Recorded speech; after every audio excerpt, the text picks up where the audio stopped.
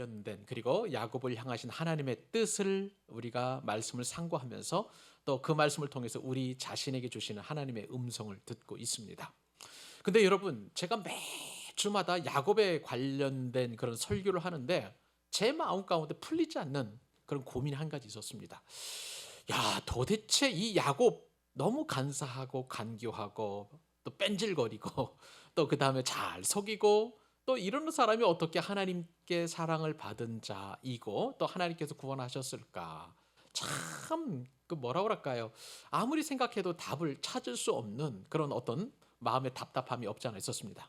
물론 이제 주신 그런 말씀을 제가 묵상을 하면서 얘야, 권 목사야, 너는 야곱보다 더하단다 라는 그런 어떤 말씀을 듣기도 했었어요. 제 마음 가운데 감동이 있기도 했었습니다만은 그래도 좀 뭔가가 야곱 하면 믿음의 사람으로서 좀 뭔가가 좀 본보기가 보여지고 또 은혜도 이렇게 받을 만한 그런 어떤 조건이 있다면, 야, 야곱도 사랑하신 그 하나님께서 야곱 같은 나도 사랑하시는구나라는 것에 공감이 되는데 전혀 그런 모습이 보이지 않는 것에 대한 어떤 일종의 좀 답답함이라고 할까요? 그런 또 생각이 들곤 했었습니다. 여러분, 우리가 한번 이제 간단하게 야곱의 일생을 한번 생각을 해 보십시다. 야곱은 이제 태어날 때부터 형의 발목을 잡고 태어난 자. 그래서 그 이름이 야곱이었잖아요. 예, 그래서 붙들린 자, 그다음에 뭐 붙잡은 자, 사기꾼, 뭐 아이간 여러 가지 부정적인 의미에서 야곱, 영어로 이제 제이콥이라고 이야기하는데요. 그 야곱이었지 않았겠습니까? 그리고 장자의 축복을 교묘하게 속여가지고 팥죽 한 그릇으로 그냥 뚝딱 넘겨버려서 사버리고 말았고요. 또 아버지 속여가지고 또 에서처럼 해서 그렇게 또 아버지를 또 홀려가지고 그렇게 아버지로부터 축복도 받게 되었습니다. 에서가 이제 죽인다는 그 말을 듣고 어머니와 함께 모략을 해서 이제 야곱은 떠났습니다만은 그 과정 속에서 참 지난한 그리고 힘든 그런 여정을 보내게 되었습니다. 물론 중간중간 하나님께서 베델에서 만나주시고 야복강가에서 만나주시고 하시면서 야곱으로 하여금 이제 그의 성격과 성품이 변화되도록 그렇게 하나님께서 만들어 가시는 일련의 과정들이 있었습니다만은 그러나 야곱은 역시 야곱이었어요.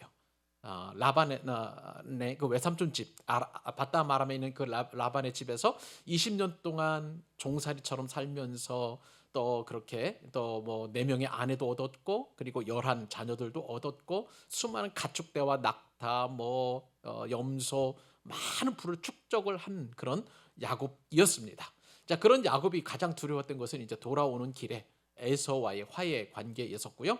그 화해 속에서 또 하나님께서 강력하게 역사하셔서 에서와의 그런 은혜로운 화해도 하게 되었다는 것. 여기까지가 이제 우리가 살펴보았던 여러 가지 많은 은혜와 또 이제 뭐 뭐라 그럴까요? 우여곡절이 있었었지만 그래도 하나님께서는 잘 제 인생을 마무리해 가는 그런 시점 가운데 이제 있었던 그런 야곱이라고 할 수가 있겠습니다. 자, 그런데도 여전히 야곱은 야곱이었어요. 이전에 살펴보겠습니다만은 야곱 오늘 본문에서도요. 야곱의 그 성품 어디 가지 않습니다.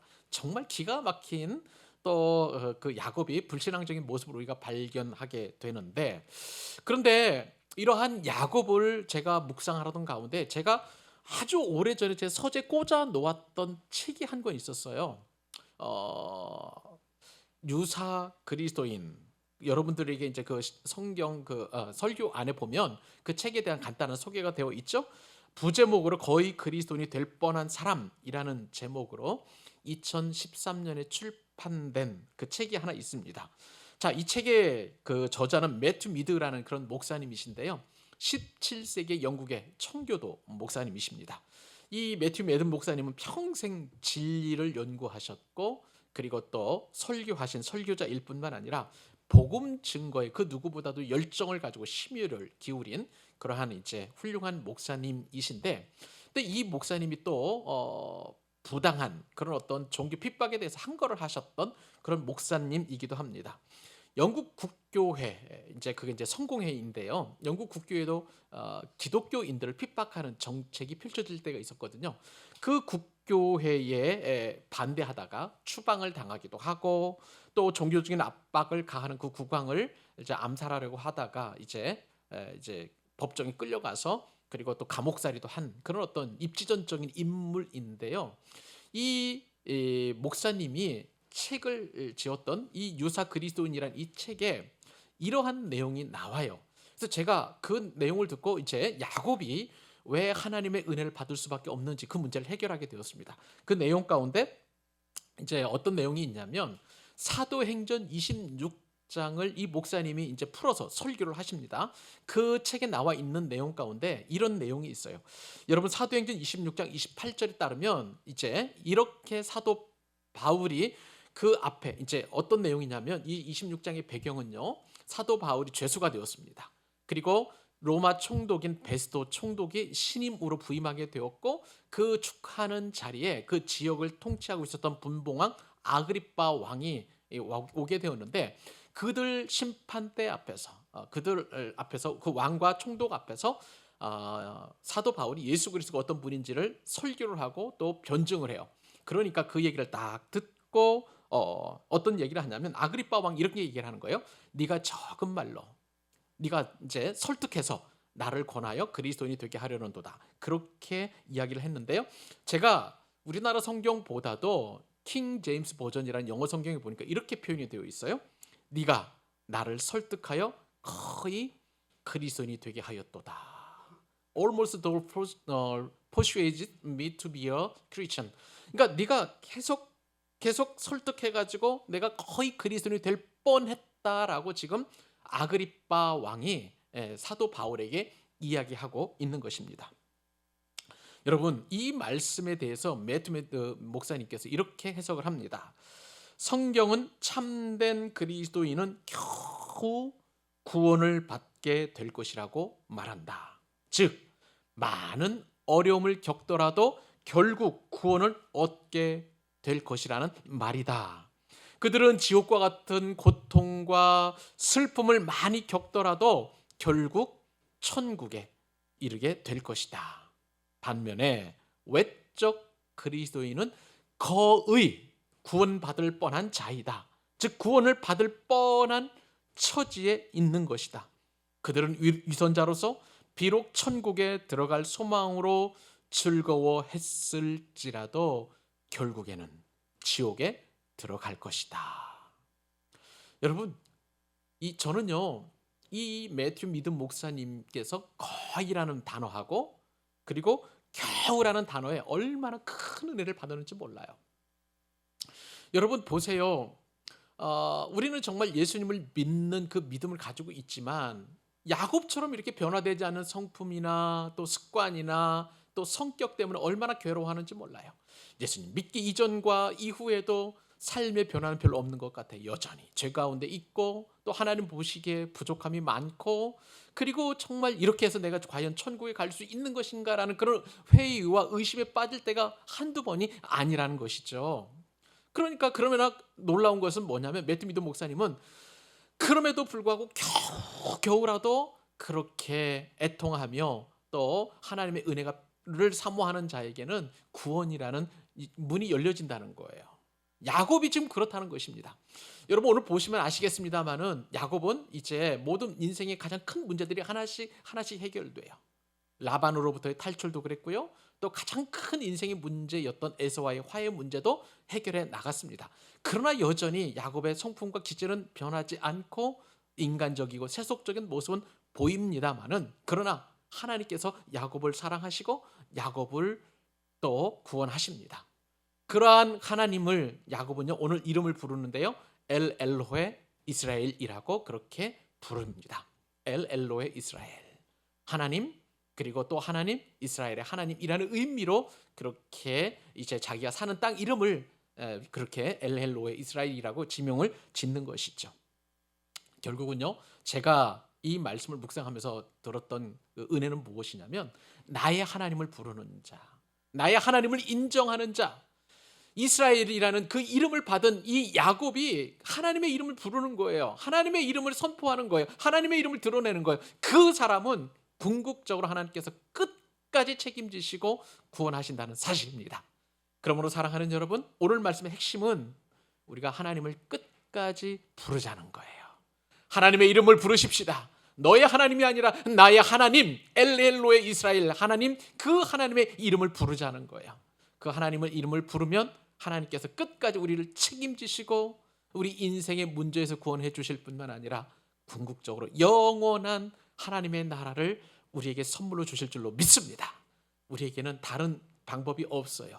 하나님의 이름을 부르는 것, 그 이름, 능력의 이름, 은혜의 이름, 예수 그리스도 구원자의 이름, 나의 하나님이시라고 부를 때에 그 축복을 우리가 받는다는 것이죠.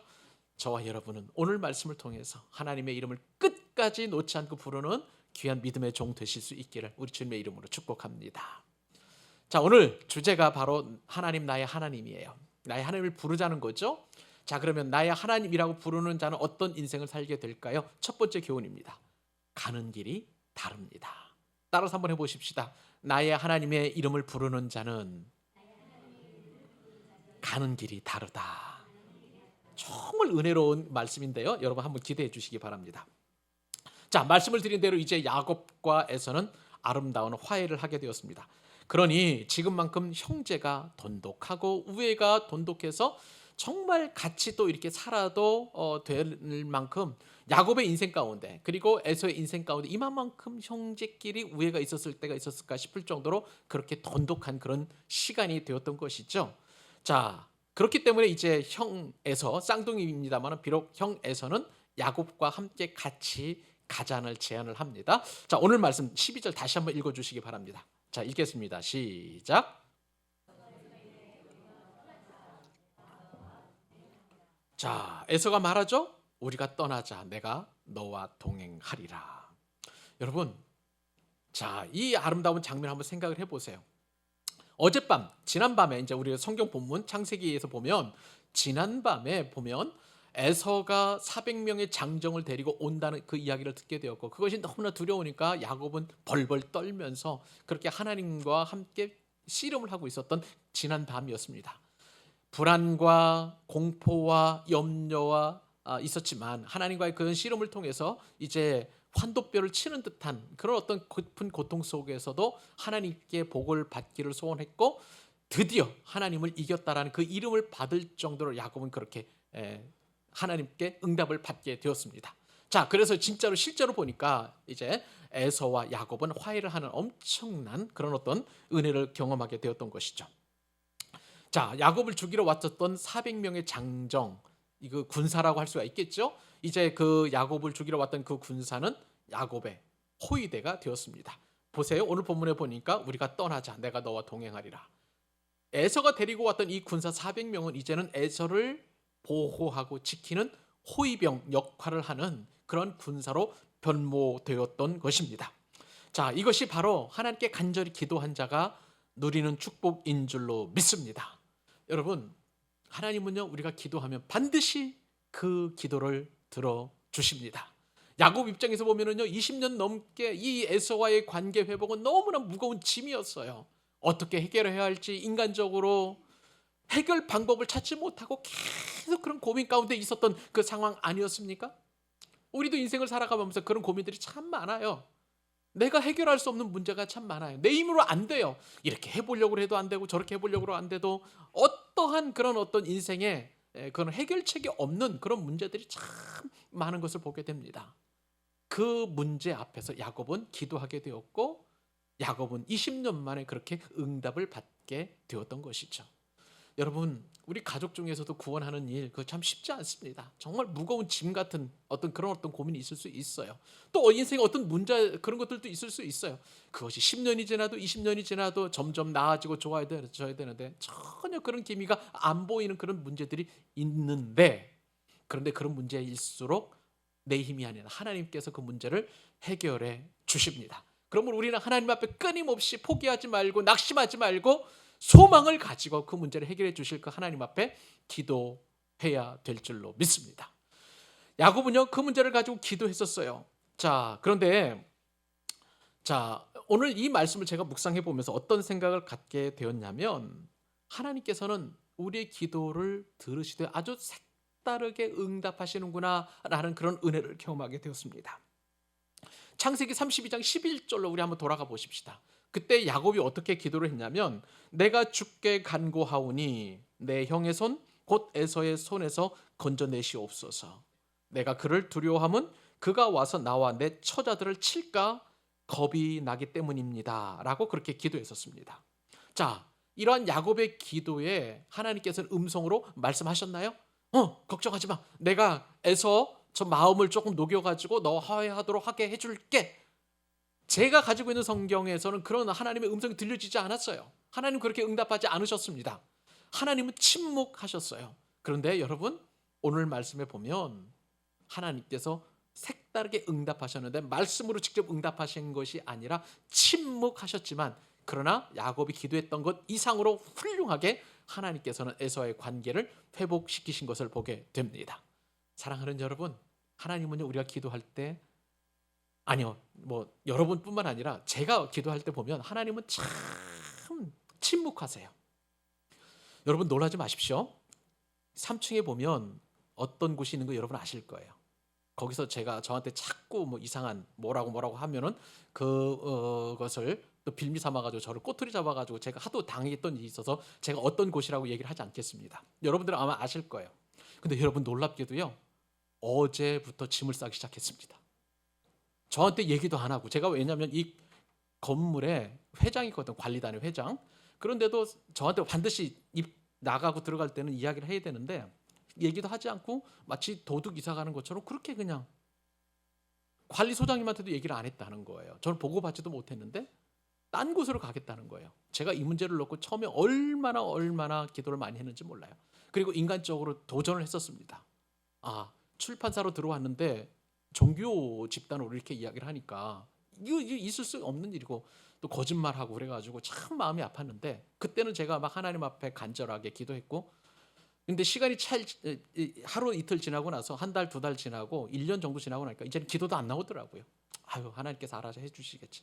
그런데 생각지도 못하게 이렇게 문제를 해결해 주시는 놀라운 하나님을 제가 발견하고 얼마나 하나님 앞에 감사했는지. 여러분들 인생은요, 바로 그거예요. 우리 가운데 있는 그런 어떤 문제를 할지라도, 심지어는 그 문제 때문에 내가 너무 답답하고 풀리지 않은 그 문제 때문에 고통스러워한다 할지라도 하나님은요, 우리 신음소리조차도 들으시고, 심지어는 내가 기도하지 않아도 예전에 그렇게 고통했던 아파했던 그 신음소리를 들으시고 반드시 응답해 주시는 줄 믿으시기 바랍니다. 그러니까 여러분, 걱정하지 마세요. 염려하지 마세요. 그리고 오늘 하루, 오늘 당장 이 문제가 풀려지지 않는다고 전혀 걱정할 필요가 없는 것입니다. 여하튼 그렇게 해서 지금 에서와 야곱은 이 문제가 해결이 되었고 이제 같이 가자는 그런 제안을 받게 되었습니다. 자, 여러분 보세요. 그런데 이러한 제안이 야곱에게는 엄청난 도전이 되었습니다. 생각을 한번 해보세요. 나를 죽이려 했던 그 형이었어요. 자신이 누려야 됐던 그런 어떤 축복을 동생이 가로챘으니, 그것이 그냥 축복이 아니라 장자의 축복이라는 것은 정말 성경에서 그 장자의 축복은 엄청난 복이에요. 하나님의 복을 받을 수 있는 권리뿐만 아니라 부모님의 재산의 절반을 가질 수 있는 권리이기도 하고요. 그리고 또 적통성, 그러니까 가문의 적통을 이어갈 수 있는 그런 권리이고, 또 많은 사람들로부터 인정을 받는 그 자리였어요. 그것을 강탈해서 빼앗아 갔으니 에서의 입장에서 보면 참 그것이 야곱이 밉기도 하고 저걸 내가 가만두지 않겠다라고 그렇게 적개심을 품을 만한 충분한 이유가 있었습니다. 그런데 이제는 변해서, 야곱이 완벽하게 변해서 하나님께서 변화시켜 주셔서, 얘야 나랑 같이 한번 가지 않을래? 너 20년 동안 내가 어떻게 사는지 몰랐으니까 나랑 같이 세일로 가가지고 거기서 같이 있고 또 내가 사는 것도 형편도 봐야 되지 않겠어? 그렇게 제안을 한 거죠. 여러분, 만약에 여러분들이 그런 제안을 받았다 하면 쉽게 거절할 수 있겠습니까? 한번 생각을 해보세요. 지금 야곱이 그런 상황에 직면하게 되었던 것이죠. 야곱이 지금 에서와의 화해하기 위해서 여러분 갔던 거, 그 장면 기억하시죠? 갈 때마다 에서 앞에서 7번씩이나 절한 거예요. 7번이라는 것은 단순히 7번 숫자가 아니라 7이라는 숫자는 성경에서 완전수예요. 정말 진심을 다해서 정성을 다해서 정말 엎드리고 굴복하고 그렇게 야곱이 에서에게 그렇게 미안하다는 표시를 그렇게 하면서 갔던 거예요. 자, 그러면 만약에 이 상황에서 화해한 마당에 야곱이 에서의 요청을 거절하게 된다면 야곱의 진정성, 그리고 야곱이 보여주었던 그 겸손은 말짱 도루묵이 되는 그러한 상황이 되는 그러한 형편이었던 것입니다. 야곱은 정말 이 상황에서 함께 가자는 그 에서의 제안을 거절할 수 없는 그런 상황이었어요. 그런데 여러분, 결론적으로 말씀을 드리면 절대 야곱이 에서와 함께 가서는 안 되는 길입니다. 왜 그런지 아세요, 여러분? 오늘 본문 16절에 그 정답이 나와 있는데 16절 같이 한번 읽어볼까요? 16절 읽겠습니다. 시작. 이날에 에서는 세일로 돌아가고. 저는요, 우리 성경에 보니까 우리 성경에 보니까 이게 잘 나타나지 않는데 영어 성경 새로운 번역본을 보니까 어떻게 표현되어 있냐면 so that day, 그날에 이서, 그러니까 예서죠. started on his way. on his way라는 단어가 제 마음에 확 와닿았어요. on his way. 영어로 볼 때 수고인데 on one's way라는 것은 자기 길로 가는 거예요. 자기 뜻대로 가는 거예요. 자기 의지대로 가는 거예요. 여러분, 이 말씀에 따르면은요, 에서는 지금 자기 의지를 가지고 지금 자기의 길로 가서 자기가 살던 세일산으로 들어갔다라고 성경에 그렇게 기록하고 있습니다.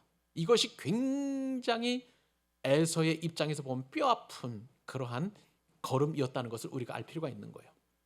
우리는 단순히 이 창세기 본문 안에서 보면 이것이 그렇게 큰 사건이냐라고 그렇게 단순하게 생각할 수 있습니다만은, 그러나 이것은요, 굉장히 영적으로 볼 때에 에서에게 있어서 최고의 그리고 마지막 그런 회개의 순간을 차버리고 자기 길로 갔다는 그 의미인 거예요. 여러분, 이 말씀이 제 이야기가 아니라 히브리서 말씀에 나와 있습니다. 히브리서 12장 16절 17절에 이렇게 기록되어 있어요. 자, 음행하는 자와 혹 한 그릇 음식을 위하여 장자의 명분을 판 그 사람이 누구예요? 에서예요. 에서와 같이 망령단 죄가 없도록 살피라. 지금 히브리서 기자는 이제 1세기 그리스도인들에게 이렇게 하죠. 편지하는데, 너희가 아는 바와 같이 그가 그 후에 축복을 받으려고, 여기서 그는 에서겠죠. 그 후에 축복을 이어받으려고 눈물을 흘리며 구했지만 버림바가 되어서 그 축복을 받지 못하고, 그 다음 말씀이 중요합니다. 회개할 기회를 얻지 못하였느니라.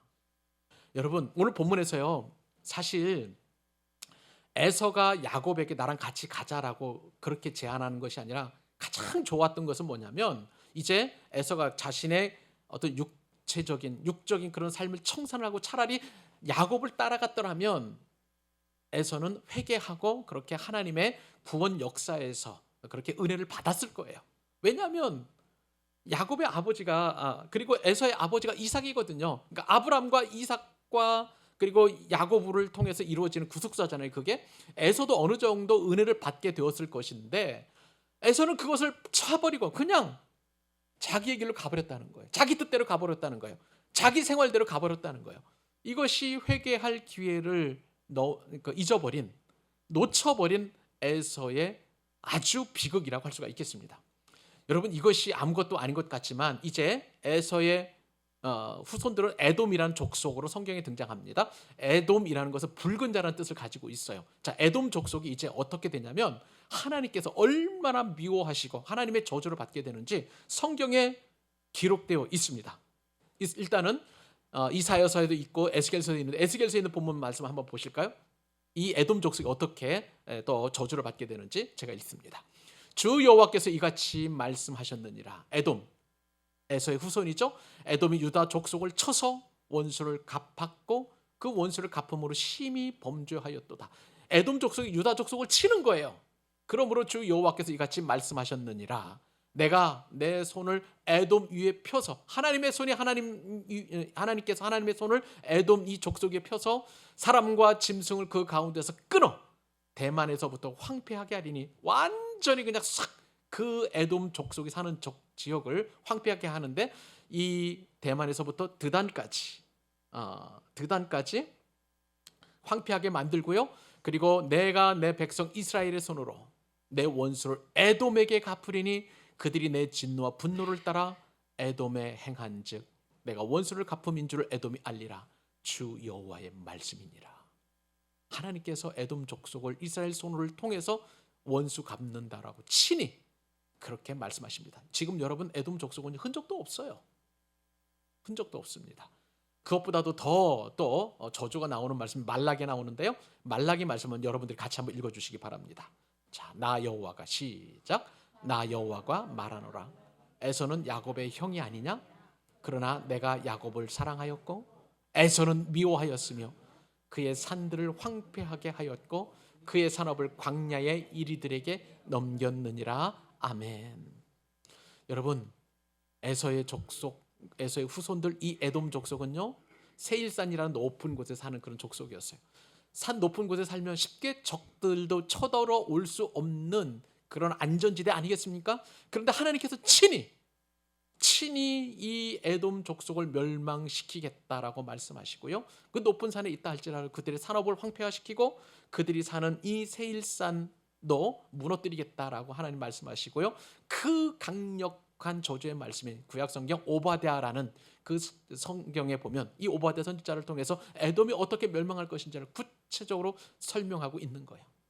여러분, 하나님께서 비록 하나님의 자손이지만 얍삽하고 사기꾼 같고 거짓말 잘하는 야곱이지만 하나님의 이름을 부르짖는 그 야곱은 하나님께서 구원하시고, 그리고 거의 그리스도인 같은, 정말 어찌 보면 야곱보다도 더 하나님께 합당한, 인간적으로 보면 더 윤리적이고 더 훌륭하고 자기 앞가림하는 그 에서가 멋지게 보인다 할지라도 하나님께서는 에서를 미워하셨다, 포기하셨다, 저주하셨다라고 성경에 말씀하고 계시는 거예요.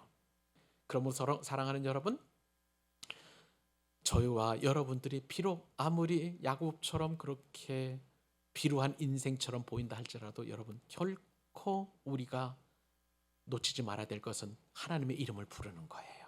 하나님, 나의 하나님, 엘렐로의 이스라엘, 그 하나님의 이름을 부르고 예수 그리스도의 전능하신 이름을 꼭 붙잡는다면 우리는 구원받은 백성, 그리고 하나님의 자녀인 줄로 믿습니다. 그 은혜와 축복이 저와 여러분 가운데, 그리고 우리 자손들에게 충만하게 넘치기를 주님의 이름으로 축복합니다. 두 번째 교훈, 이제 나의 하나님이라고 이름을 부르는 사람에게는 거절하는 데 있어서 굉장히 지혜가 필요하다는 거예요. 자, 그러면 나의 하나님이라고 부를 때 우리는 거절의 지혜가 필요하다는 것을 여러분 인식할 필요가 있다는 것이죠. 자, 오늘 본문으로 다시 돌아갑니다. 에서가 이제 함께 돌아가자는 그러한 제안을 했습니다만은 야곱은 이제 나설 수 없었습니다. 왜냐하면 야곱 입장에서 한번 생각을 해보십시다. 인간적인 면에서 볼 때에 여러분, 껄끄럽게 지난 20년 동안 그렇게 지내왔던 그런 관계였는데, 비록 화해를 했다고 하지만 그러나 야곱이 에서와 함께 지내고 함께 사는 것 정말 좋아할까요? 마음이 좀 감동이 되겠습니까? 뭔가 좀 불편할 거예요. 그렇죠? 인간적으로 봐도 정말 뭔지 모르겠지만 아직은 그래도 감정적으로 완전히 정되지 않았을 수도 있었기 때문에 뭔가가 조금 쉽지 않은 그런 상황이었을 것입니다. 무엇보다도요, 제가 볼 때에는 하나님의 사람은 우리의 사명을 저해하는 것들, 그것이 사람이 됐든 환경이 됐든지 간에 반드시 단절해야 된다는 것을 오늘 말씀을 통해서 우리가 알게 되는데요. 자, 우리가 거절할 때 그러면 하나님의 사람으로서, 하나님의 이름을 부르는 사람으로서 그 거절할 때는 반드시 미학이 있어야 되겠고요, 또 무엇보다도 기술이 있어야 된다는 것을 우리가 알게 됩니다. 야곱이 기가 막히게 지혜롭게 거절하는 말씀이 자 13절로 16절까지 기록되어 있는데 우리 한번 천천히 읽어보도록 하십시다. 자, 시작. 야곱이 그에게 이르되 내 주도 아시거니와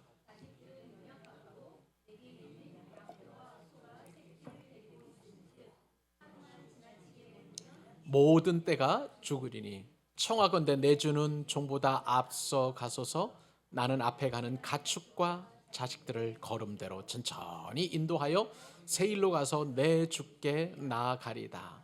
에서가 이르되 내가 내 종 몇 사람을 내게 머물게 하리라. 야곱이 이르되 어찌하여 그리하리이까. 나로 내 주께 은혜를 얻게 하소서 하매 이날에 에서는 세일로 돌아가고. 감사합니다. 자, 야곱이 굉장히 지혜롭게 에서에게 지금 거절하는 장면인데요. 여러분, 제일 먼저 야곱이 꺼내든 말은 자식이에요. 자식이에요. 그죠? 여러분 보세요. 우리가 이제 어떤 사정을 이야기할 때에 자식을 앞세워서 이야기하면은 참 그게 뭐라 그럴까요? 거절하는 이유, 그것에 대하여 그 받아들이지 못하는 사람은 아마 없을 것 같습니다. 자, 자식을 이제 제일 먼저 그렇게 이야기하는데요. 13절에 보니까 야곱이 에서에게 말합니다. 내 주도 아시거니와 자식들은 연약하고. 자식들이 연약하다는 거예요. 여러분 한번 우리 산수 한번 해보십시다. 자, 야곱이 밧담 아람에서 라반 밑에서 일한 지가 몇 년 되었다고 했습니까? 20년이에요. 자, 그런데 자, 7년 동안 무보수로 일하겠다라고 얘기를 했어요. 그래서 라헬을 정말 사랑해서 그래서 이제 7년이 딱 지나가지고 신혼 첫날 밤을 딱 지났는데 그런데 그 아내가 누구였어요? 라헬이었습니까? 레아였습니까? 레아. 그렇죠? 신부가 바뀐 거예요. 자, 그러면 첫 아내가 레아인데 만약에 이제 그 첫날 밤에 혼사를 치르고 자녀를 낳았다 치면은 이제 그 이제 아들이 이제 첫 번째 아들이니까 르우벤이에요. 그렇죠? 르우벤인데 근데 지금 20년에서 7년 빼니까 나머진 연수가 몇 년이에요? 13년 되죠. 자, 그러면 르우벤이 바로 결혼해서 태어났다고 하면 지금 20년이 지났 그 밧담아를 산지 20년이 지난 시점이니까 르우벤이 태어난 지 몇 년이 지났냐면 13년이 지난 거예요. 산수 되시죠? 르우벤이 가장 나이가 장자인데 나이를 계산해 보니까 레아 7년 만에 레아와 결혼해서 아들을 낳았으니까 르우벤이 많아야 12살 내지 13살이라는 것 여러분 인지하실 수 있죠? 네. 그렇게 해서 이제 쭉쭉쭉 아들과 딸들을 낳았습니다. 디나하고 그다음에 이제 요셉까지. 라헬이 드디어 요셉을 낳았으니까 요셉도 많이 쳐주면 6살 정도 될 거예요. 왜냐하면 레아 결혼한 지 7년 이후에 라헬과 결혼했고 또 아들을 낳았으니까 뭐 5살이나 6살이나 7살쯤 많이 잡아도 7살 정도 된 거예요. 자, 그러면 여러분 보세요. 11명의 자녀들이 13살부터 6살 혹은 5살 사이에 쫙 몰려 있는 거예요. 그러니까 야곱이 에서에게 보세요. 제 아들 여기 자녀들이 너무 연약합니다. 어립니다. 그러니까 어떻게 형님을 따라가겠습니까? 형님 보세요. 지금 형님이 데리고 온 사람들이 장정만 400명이에요. 그리고 형님 건강하시죠? 그러니까 이 아이들이 보폭이 형님과 그 400명의 보폭을 따라가려면 이 아이들 못 따라갑니다. 지금 그 얘기하는 거예요. 지금 이해가 되시죠? 자, 두 번째 가축을 이야기를 합니다. 가축도 이제 핑계를 대는데 염소와 양의 새끼, 그 다음에 지난번에 우리가 이제 야곱이 데리고 나왔을 때 낙타 새끼도 있었다라고 여러분 우리가 계산한 적이 있었습니다.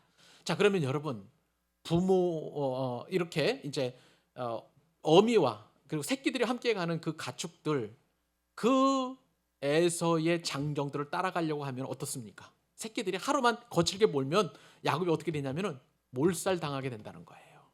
여러분 생각을 해보세요. 야곱이 라반의 집에서 나올 때 몰래 나왔잖아요. 막 도망치듯 나왔어요. 그 막 일주일 동안 계속 막 이제 도망간 거예요. 그런데 이제 라반이 추격해 왔으니까 얼마나 가축들 입장에서 보면 힘들겠습니까? 더군다나 이제 야복강에서 머무르다가 이제 한때 두때 셋대로 해가지고 나눠서 보냈잖아요. 그러니까 막 급하게 보낸 그런 상황이에요. 그러니까 가축들도 지금 장거리 이동에 스트레스가 많은 그런 상황이에요. 그러니까 이런 것을 감안했었을 때 도저히 에서와 그리고 400명의 장정들의 보폭을 따라잡을 수 없습니다. 짐승들 여기서 조금만 더 거칠게 몰면 이제 다 죽게 될 겁니다. 라고 그렇게 이야기를 하는 거예요. 어떻게 이 정도면 충분히 설득력이 있을까요? 없을까요? 야곱이 아주 정말 잔머리는 기가 막히게 굴리는 그런 사람이라는 것을 오늘 말씀을 통해서 또한 알게 됩니다. 그러니까 청하건대 내 주는 종보다 앞서가소서. 나는 앞에 가는 가축과 자식들의 그 걸음대로 천천히 인도해서 세일로 가서 죽게 나아가리다. 여러분 이게 세일로 죽게 나아가리다라는 말이 반드시 내가 세일로 가겠습니다가 아니라 기회를 대서 만약에 기회가 되면 한번 세일로 가보겠습니다라는 그런 어떤 완곡한 의미예요. 부드럽게 이야기하는 것을 보게 됩니다. 그러니까 이제 에서의 입장에서 보면 마음이 상했을까요? 안 상했을까요? 만약에 안 돼요 형님 나 그렇게 못 가요 형님처럼 이렇게 못 갑니다라고 이렇게 했었으면 굉장히 그 에서의 마음이 상했을 거예요. 그런데 아니에요. 부드럽게 그리고 충분히 설명한 거예요. 저는 참 그 이러한 야곱의 모습을 보면서 여러분 그 그리스도인들 중에서 가장 거절 못하는 사람이 누군지 아세요, 여러분? 목사예요, 목사. 저도 같이 한 가지 신념이 하나 있는데 뭐냐 어떤 신념이냐면 예수님은 거절의 은사가 있을까요, 없을까요? 없어요. 그러니까 저도 예수님 닮고 싶으니까 거절 잘 못합니다. 특히 또 이렇게 거절하는 것에 대해서 좀 제가 정말 못해요. 뭘 부탁을 하면 어쩔 수 없이 해주는 경우가 상당히 많이 있어요. 그런데 여러분 거절 못하더라도 거절해야 될 때가 있어요. 왜냐하면 목회자에게는 절대 시간이 필요합니다. 성경을 연구하고 또 그다음에 또 기도하고 제 나름대로의 어떤 그 목회자로서의 그런 어떤 시간이 절대 필요한데, 만약에 거절 못한 상태에서 시간을 빼앗기게 되면 제가 얼마나 분주한지 몰라요. 이번 주에도 수련회를 이제 원래 월화수목 금까지 해야 되는데, 제가 보니까 참석해서는 제가 설교 준비도 안 되고, 그리고 또 제가 또 목요일 날마다 강의를 나가지 않습니까, 대학에. 그러다 보니까 강의 준비도 안 되어 있는 거예요. 그래가지고 이제 수요일 날 나왔어요. 그러니까 근데 그런데도 불구하고 월요일 날, 화요일 날 제가 말씀 묵상이 안 되니까 막 마음이 조급하고, 그리고 막 어제 늦게까지 막 설교 준비하는데 정말 바쁘더라고요. 그런 면에서 봤을 때에 저 때로는 이렇게 지혜롭게 거절하는 것이 참 필요하다라는 것을 했는데, 그러면서 제가 보았던 그 인터넷 사이트를 보니까 저 캐나다에 있는 뉴 웨스트 파크라는 그 교회를 담임하는 목사님이 한 분이 이제 홈페이지에 글을 올렸어요. 찰스 스톤 목사님이 Five ways to gracefully say no. 그러니까 5가지 은혜롭게 거절하는, no라고 말하는, 거절하는 5가지 방법. 뭐 이런 것을 얘기를 하는데, 그 가운데 이제 제일 제 가운데 들어왔던 것이 뭐냐면, 첫 번째는 노라는 말을 당장 하지 말라는 거예요. 왜냐하면 성도들이 노라는 말을 하게 되면 굉장히 깊은 상처를 받으니까, 될 수 있으면 노라고 하지 말고 다른 말로 부드럽게 말하라. 그렇게 이제 그 충고를 하더라고요. 지금 본문에서 보니까 야곱이 바로 그냥 노라고 이야기를 하지 않잖아요. 그리고 뭐 2번째, 3번째, 4번째 있는데 5번째 가운데 또 뭐냐면, 왜 내가 노로 할 수밖에 없는지 그 이유를 자연스럽게 설명하라는 내용이 있는데, 그러니까 제가 들어왔던 것은 첫 번째와 5번째 원리가 딱 야곱이 에서에게 했었던 그 원리가 보였습니다. 자, 이런 상황에서 이제 우리가 정리를 해볼 필요가 있는데, 여러분, 이렇게 야곱이 지혜롭게 거절하니까 에서가 마음이 상하지 않았어요. 마음이 상하지 않았습니다. 야곱의 거절에 에서는 자신의 군사 몇 사람을 두고 가겠다고 이야기했는데, 그나마도 야곱이 괜찮다고 그렇게 거절을 합니다. 왜냐하면요, 에서의 군사보다 더 강력한 군사가 야곱에게 있었어요. 여러분, 지난 시간에 우리가 은혜 받았던 거 기억하세요? 마하나임, 하나님의 군대가 야곱을 보호하고 있었기 때문에 야곱은 에서의 군사, 눈에 보이는 몇 명보다도 마하나임의 그 하나님을 알고 있었기 때문에 굳이 에서의 군사가 필요하지 않다라고 그렇게 이야기하고 있습니다.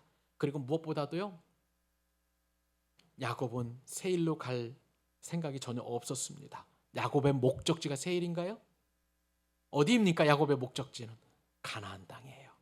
다시 돌아가겠다고 그 브엘사바 예전에 에서의 그 죽이겠다는 그 계획을 피해서 도망갈 때, 베델에서 하나님을 만났을 때 내가 다시 돌아오겠다라고 분명하게 하나님 앞에 서원하고 약속했던 것, 그렇게 내가 평안히 그렇게 돌아올 때, 그러면 내가 하나님 앞에 10의 1조도 드리고요, 내가 하나님 앞에 성전을 짓겠다라고 약속하고 서원했던 야곱이었습니다. 그렇기 때문에 야곱의 갈 길은 세일이 아니라 가나안이었다는 것이죠.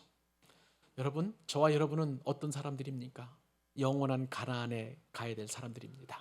그런데 여러분 보면 이 영원한 가나안으로 가는 그 여정 가운데 보면 참 거친 돌이 많아요. 환경도 그렇고 사람도 그렇고. 그럴 때 우리는 거절해야 하는데, 분명히 우리는 가야 할 길이 있는데 세상 사람들과 똑같은 길로 가자고 그렇게 유혹이 오거나 또 제안이 왔었을 때 완곡하게 거절하되, 그러나 분명한 것은 지혜롭게 거절하는 은혜가 저와 여러분에게 필요한 줄로 믿습니다. 저는 여러분들 말씀을 준비하면서 여러분들에게, 저도 그렇고 여러분들도 그렇고, 완곡한 거절을 할 수 있도록 지혜를 주십시오라고 그렇게 기도했습니다. 여러분, 오늘 정말 더 은혜를 나누고 싶은데 시간이 좀 많이 가서 오늘은 여기까지 좀 마무리하려고 하고요. 다음에 또 다음 주에 나머지 우리가 받았던 은혜와 더불어서 또 34장으로 넘어가도록 하겠습니다. 말씀을 마무리하려고 합니다. 사랑하는 여러분, 오늘 주신 말씀, 하나님 나의 하나님이라고 부르는 것이 우리에게는 얼마나 큰 위로와 능력이 되는 줄 모릅니다. 그러므로 여러분, 하나님의 이름을 아끼지 마십시오. 하나님의 이름은 전능하신 그 능력자의 이름을 부르는 거예요. 그 이름에 구원이 있는 줄 믿으시기 바랍니다. 그 이름에 능력이 있는 줄 믿으시기 바랍니다. 그 이름을 붙잡고 의지하면 반드시 우리는 넉넉히 승리하는 축복과 또한 은혜를 받게 될 것이에요. 그러니까 여러분 수시로 부르십시다.